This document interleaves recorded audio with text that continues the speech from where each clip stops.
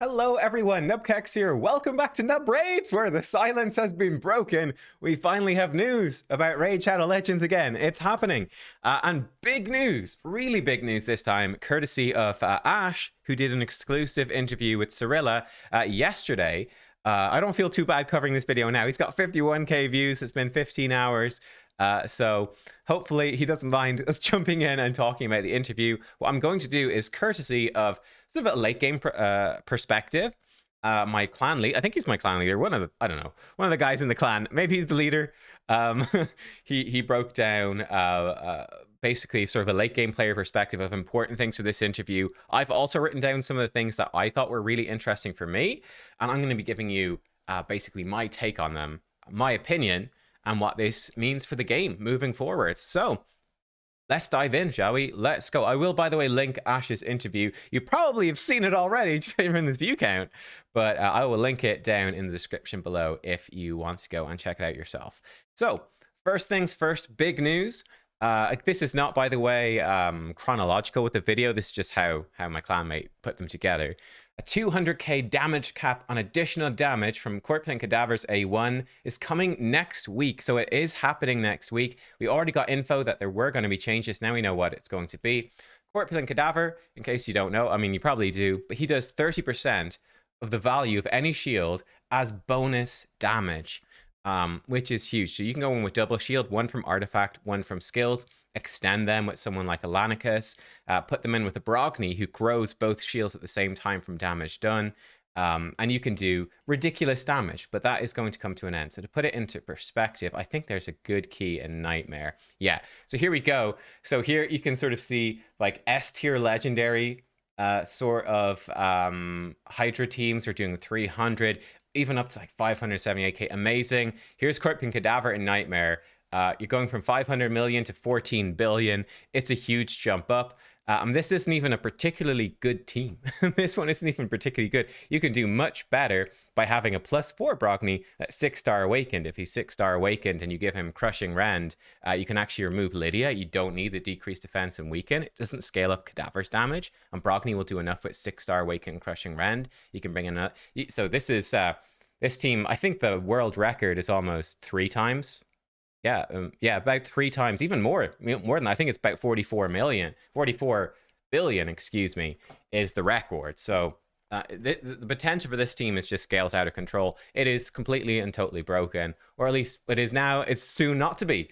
Once they add a 200k damage cap to Corpulent Cadaver, not only will the theoretical max potential of this team go way down, the actual potential of this team is going to be basically zero. A big part of what makes this team work is that Corpulent Cadaver, he ignores all damage reduction as well. And he can actually one-shot then heads that spawn in. So normally the Devour timer would be something that prevents this team doing well, right? Every time Hydra heads take a turn, the Devour timer ticks down. Eventually it will go on Corpulent Cadaver. Eventually he will get devoured and the shield will be gone. All your buffs go away when you're devoured. It doesn't happen. Why? Because he actually gets strong enough. He can just one-shot very quickly, actually. He can, if you've got insane gear, he can one-shot ahead as soon as they spawn in. So the heads never get a turn. They never get any turns. And then eventually just hit the player turn limit for Hydra. That's how it works. With a 200k cap, it's not going to work anymore. I think this team is basically totally dead. Totally dead. So... what do I feel about this? I do struggle with empathy, but I try. Oh, there's a summon pool event. Oh my. Let's touch on this in a little bit. 60. Oh my goodness. Okay, we'll come back to that at the end of the video. Let's come back to it. But what was I saying? Got totally thrown off kilter there. I do struggle with empathy. I think that's what I was saying. I think a couple of things about this damage cap. I have to say I have a lot of sympathy for people that use Infinity teams in Demon Lord. Honestly, I feel really bad for those people. That sucks. I'm actually going to give feedback to Plarium and say, yo, Plarium, please make sure to put in a free gear change event after this Cadaver nerf goes through, because that does really suck for those people, right? Cadaver has been around with Infinity teams in Demon Lord for ages. There was never any indication there was any problem with that. I feel bad for that. I mean, I feel bad a little bit as well for people that built Cadaver in Hydra. Again, it's a lot of work. These teams are very difficult to build. It's gear intensive. It takes a lot of time. So I do feel bad for that as well. On the other hand, with Hydra, they basically said, I think from week 1, that this was not good and that they were, maybe it was week 2 when they said that they were going to be nerfing Cadaver. And even week 1, like, it was so obviously broken that it was pretty obvious that it would need to be changed. So I'm not as sympathetic there. You know, I still feel bad. Like, it's still going to be a pain in the butt, and that sucks. So I feel for people there, but it's something that, I mean, everyone really should have seen coming, and we're specifically told it was coming as well. What I have really no sympathy for, I do think there are other things that need to be nerfed as well. Like, I did a video on this the other day. I think double Yumiko, because of how they can reset each other, which doesn't work with champions like Kaimar, for instance. The double Yumiko, particularly broken. Trunda is definitely going to come through in sort of hard and normal. Maybe even brutal as being very strong. Like, there's going to be other broken stuff, or like really strong stuff. Not anywhere near as broken as Cadaver, but other strong stuff. So I think there are other balancing concerns. I definitely do not like when people say, you know, don't take it's my unfair advantage. Don't take that away. I've no sympathy for that. If something is bugged or it's not working right, it's clearly way stronger than everything else. I mean, it's a balanced concern. Doesn't matter if it's helping you personally. Get over it. Come on. Like, that stuff annoys me. It does. Other big news. Primal Quartz, with an S, apparently, added to live arena chests, more quartz and mythical books in Hydra Clash chests. So that's big. So a lot more mythical quartz coming in. That was feedback I gave straight away as soon as we saw it in Hydra Clash. And I was able to say, I think the primal quartz from Hydra Clash is so low, it feels a bit silly. I think this is great, making live arena more tempting, more interesting by putting primal quartz in. Brilliant. And yeah, more quartz from Hydra Clash. Mythical books from Hydra Clash as well. That is great too.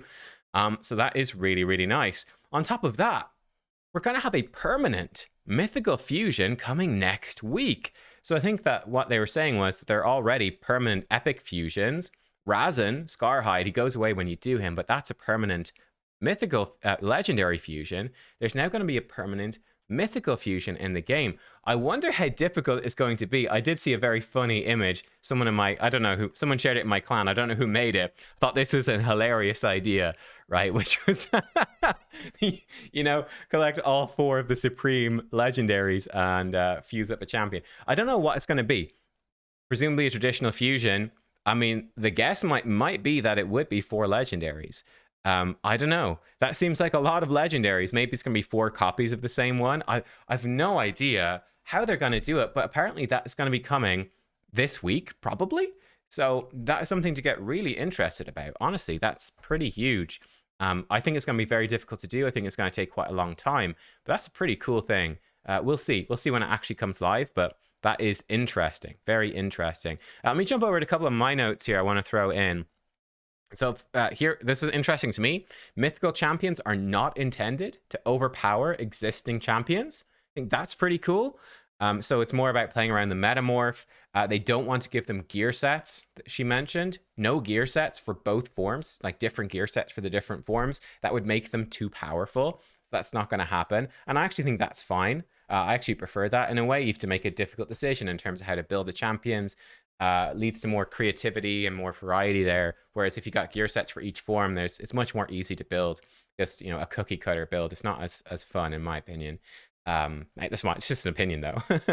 But yeah, so anyway, that is their goal. Their also goal, I thought this was interesting, is to have 1 to 2 new mythicals per month. That's their pacing for release, which is interesting. And also, jump down to this, I'll come back to this point, but Void and Primal Shards should be of similar value. So I tried to think about this, right? If they're similar to Voids in terms of new mythicals per month, I would say, you know, with Void Shards, you probably get roughly how many? Let me know, how many Void legendaries do you typically get per year? I would guess maybe like 3, and that's for someone fairly late game. I think in your first year of playing, you might get 1. You know, so Voids are pretty rare. Let's say hypothetically 3 per year. If mythicals are going to be very similar to that, and there's 1 to 2 per month, you know, that means there's going to be 4 to 8 per 4 to 8 per 4 months, and you're getting 1 per month. So you're going to get like 1 out of every 4 to 8 mythicals in the game long term, roughly speaking. which is interesting. I don't know if that's necessarily good or bad. I'm just pointing it out. I mean, if I look at void shards, right, like you can see in terms of just from the first few factions, like Arbiter's obviously a guaranteed. Elhain was a fusion. Got none there. Over here I've got a couple, though Carl was a fixed one. Like a lot of them are fixed ones, right? None of the void. I've got Gergo there, one there. Like there's a lot of void legendaries, and I've got a decent few, but I'm also missing a lot. I think that's a fairly decent way. Again, none here. I think it's a fairly decent place to be. None of these. I think it's going to be something similar with Mythicals. If you're not buying them, it's going to be something very similar to that. So that was, I thought, just interesting to point out. Also interesting that they're going to be buffing Siegfried. They mentioned that his survivability. So he's the Sacred Order Mythical. The fun thing about him is that his metamorph, whenever their last living ally is killed, he metamorphs and gets an extra turn. And in this second form, he's actually a reviver. But I mean, he's a damage dealer as well. So he's going to be very squishy. I think it's difficult to make this work. So they are going to be changing this. So that's kind of cool. They are concerned about that. They're going to balance around it a bit. They didn't say what they're going to do, but hey, if you pull Siegfried, I think YST did a poll the other day and said, I think 5%. Oh, I've clicked the wrong thing. Oops, there we go. YST did a poll, and I think 5% of people said they have a mythical. So maybe 1% have Siegfried. So if you're that 1%, good news. He is going to get buff, which is pretty nice for you. So that is good. That's good. Now, coming over to I thought it was interesting about shards. Sacred shards, Ash was asking about, it feels bad to have void shards, not voids, to have rare champions and primal shards. Cirilla responded and said, sacred shards should be the best. That sacred shards are supposed to be the best, supposed to be much better even than primal shards. And interestingly enough, that void and primal shards should be of similar value. What's interesting about this for me is obviously right now in the game, primal shards are currently much harder to get than void shards, though we've got some improvements already announced coming for that, so that's good. They've already reduced the cost of primal shards as well in the shop, but primal shards are still sold in real money for a lot more money, almost twice as much as void shards are sold for. That is very interesting that the rarity and the pricing does not match up with Plarium's theory here. So again, I would expect more stuff in the future. I actually would say that, if a void ancient shards are maybe $1.50, void shards maybe $2.50, $3. I do think that more fairly a primal shard probably should be about $3.50, because it's basically twice as good as an ancient shard, and it is the only source of mythical. So I think something like that. So I consider them to be slightly more valuable overall than voids in theory, though void legendaries are at the moment strictly better than the mythicals, but still. I thought that was interesting anyway, from their perspective. I'm curious to see any of the changes they're going to put forwards. Jumping back over here, the big news is that there is a new PvE mode, a new whole section of the game coming that is bigger than Doom Tower. You can get a mythical champion from it, like you can get Lydia from Faction Wars, and it will be out by the end of the year. And interestingly enough, it is not going to be the Great Void, which is obviously what we were all speculating that it would be. It's not the Great Void. So we're going to have eventually another clan boss. Maybe it's Great Void, like the big thing for the end of 2024? So like Christmas 2024? Is that the Great Void timing? I don't know. But it is funny that they put this in, like this little teaser into the game, and it's not the next big thing. So who the heck knows? I guess it's going to be like a whole new area of this list. Bigger than Doom Tower. Like Doom Tower is pretty freaking big, Let me get rid of that red dot. Doom Tower is big. What could be bigger than that? Like, if you consider all 3 rotations of Doom Tower, you've got like 112, like basically 360 different floors with 12 different, not 12. How many bosses are there? There's like 4 plus 2 plus 2. I guess there's 8 different bosses, I think. I mean, that's a ton. Even if you just go by one rotation of Doom Tower, like 120 floors covering 4 different bosses, that's big content, and it takes a long time. So I'm really hyped for this. I think this is great. What could it be? And that's a big question. I mean, I don't know. But the only sort of thing I can think of, and I'm probably wrong, would be maybe some sort of endless mode, where like you're going through and there's sort of randomized floors and enemies keep scaling up in difficulty. Maybe a bunch of new unique bosses that you can encounter in random orders. Maybe you've got like unique, sort of like a roguelite type mode. I don't know. That also seems like a ridiculous amount of work. Like some of my favorite games, like Slay the Spire. That's a brilliant one. Hades, another amazing roguelite. But like, they're some of the best games ever made, in my opinion. Like the amount of work to make those is very, very easy to underestimate. They're huge games. So whole roguelite mode, and this would be kind of nuts. I don't know. It could be kind of fun though. Like, you know, you start off with some starting champions, you're going through floors, and then it will keep like popping up like choices. Here's 3 of your legendaries that are built the way you built them. You can pick one to add to your roster for the next, you know, for the rest of the run. That could be fun. Attempts per week.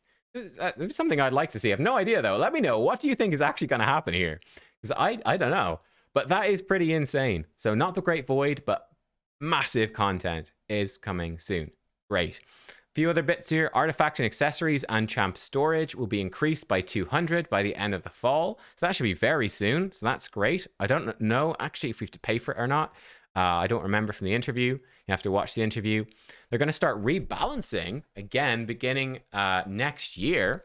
Fortis and Angar were called out as the 2 first champions to see a rebalance. That is great. Fortis was a disastrous guaranteed champion. I did it. They said they were going to buff him, and they didn't. Basically, he's bugged. Same way that Trunda A2 is bugged, where the damage of the skill increases by 10% every time a fear or true fear debuff is placed on it. Actually, it's the opposite of how Trunda is bugged, but it's still bugged. The damage does not increase by 10%. It increases by much less than 10%. Just like Trunda does 60% of the damage of the first hit, but she actually does way more than 60% of the damage of the first hit, right? Bugs, my dude. Someone didn't believe that Trunda was bugged. It's like, do you know how to read? What's wrong with you? But yeah, so this just doesn't work as is described. So that's great. I'd love to see Fortis changed. I think that, I mean, I'm a sucker for like, I love Cthulhu games and stuff like that. I just love the setting. Yeah, that's sick. So I hope that he will be good. And I have him, so that's a big win. And then the other one is Angar, who I do not have. But again, I'd love to see him improved. I know a lot of people early game love Angar, but he really falls off. Be great to see him improved to be a really good provoker legendary. That would be great because he's pretty rubbish right now. So it'd be great to see him come in as a really strong provoke option in Hydra, Doom Tower, Arena, etc. So hopefully they get big buffs. That would be very cool. I think they also mentioned that they're not going to be really focusing on any epic rebalances. It's really just going to be legendaries and I suppose mythicals as well. Clan Wars coming next year. This is not CVC. By the way, CVC stream tomorrow, roughly when this countdown finishes, well, about 10 minutes after, because there's like a 10-minute countdown after that. But once CVC actually starts in game, I'll be live here on this channel for about 2 hours, hanging out with you guys as personal rewards. So we're going to be going pretty hard.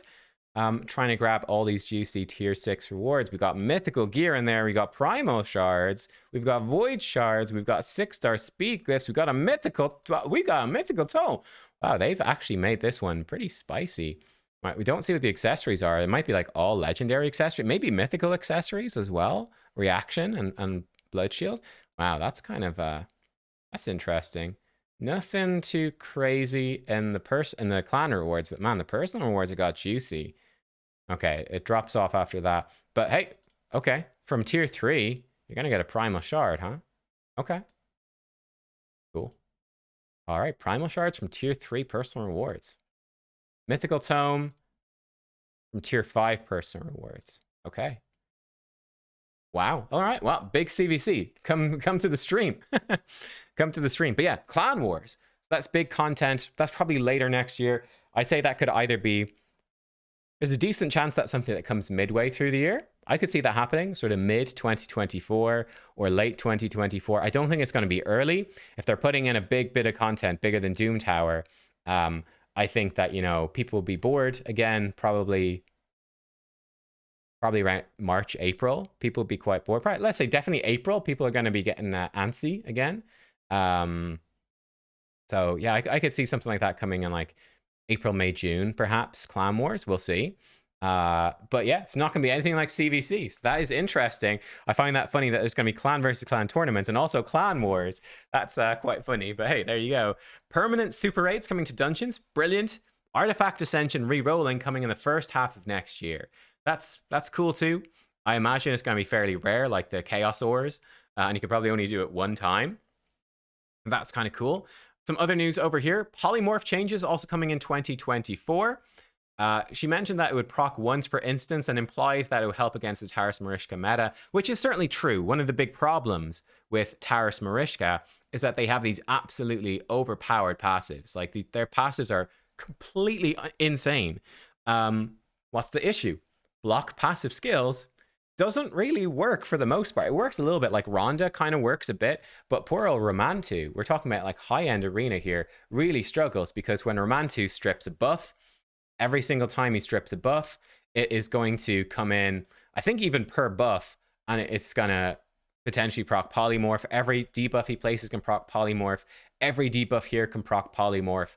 The poor dude, he's just asking to be polymorphed. You know, we're talking again about super high-end arena where people are going in and they're rocking a bunch of 6-star ascensions. They're rocking Taras Marishka all the time. You know, these realms of arena that only us mere mortals only dream of.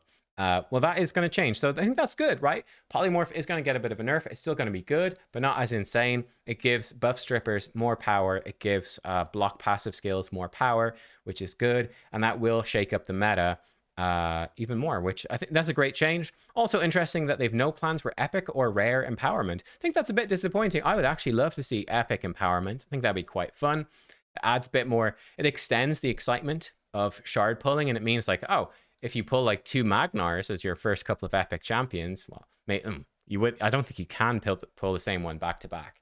But I mean, let's say you pull in the first 3 months, you get like 6 epics, and 2 of them are Magnar. You'd normally feel pretty bad, like, oh, that's a bit of a waste of an epic. Could have helped me in Faction Wars, or could have given me something to improve a clan boss team or something. Well, getting to empower him be pretty hype. I'd love to see epics empowered even just a +2 or something. Just a little something to make the shard pulls more interesting, give the epics a bit more oomph. I'd be down for that. Why not? But no plans for that. It's a bit sad, but there you are. So, look, that is, I think, the main news. We'll take a quick gander at this summon pool thing as well. Also, Sand Devil turn attack has started. Oh, with 40 bits. Huh? Okay. If I got those 40 bits, I'd be 45. Not enough to do it, but not far off. So yeah, we've got another summon pool, a fusion summon pool event. So these are champions that were previous legendary fusions. I actually do have all these champions. I was nowhere near playing when Rotis came out. I started much later. I actually pulled Rotis very recently this year. Honestly, these are all really strong legendary, so that is nice, but they're fusion, so you might have them already. And then epics. Very mixed bag of epics, to be honest. Very mixed bag. Yeah, like it's even like 50-50. Are they even not even 50? Are they good? So I'd say like Fire Gun is good, Mordecai is good, Wuji is decent, but you need really good gear to make her work, and Hydra, but she's decent. Hilja is great. I think Delaja is decent. I think she's really good, and Nagorio's not bad. Ornn is okay, but not necessary really.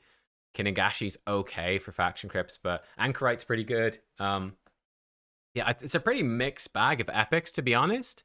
And you're most likely getting epics. I gotta be frank with you. I don't like these summon pool events. I think these have been just bad.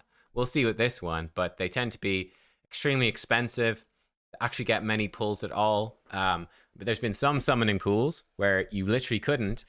Let's see, the one that was 80 things to pull, you literally could not pull unless you spent money. It was literally impossible. I think with 60 and they're giving away 40, it does seem like you will potentially get one pull. So hey, look, potentially 12% of us could get a legendary, and they're all really good. So that's decent. I mean, if you look at it that way, it's pretty decent. But yeah, I don't know. I've mixed feelings about these summon pools. I don't really enjoy them, honestly. It feels like a big grind to get maybe one pull, and it's most of the time unrewarding, but I don't know. Let me know. What do you think about this particular summon pool? For me, I mean, I'll probably end up getting one summon, but yeah, I don't know. I don't really like summon pools. I'm going to be honest. Don't really like them. The fact that you can't stockpile resources makes it very unfriendly to free-to-play, basically, compared to shard events where I can skip 2x voids as many times as I want and save up loads if I want to, you know, which I do. Much prefer that. Anyway, thanks for watching, everyone. Let me know what you think about all of this news. I will see you next time. Goodbye.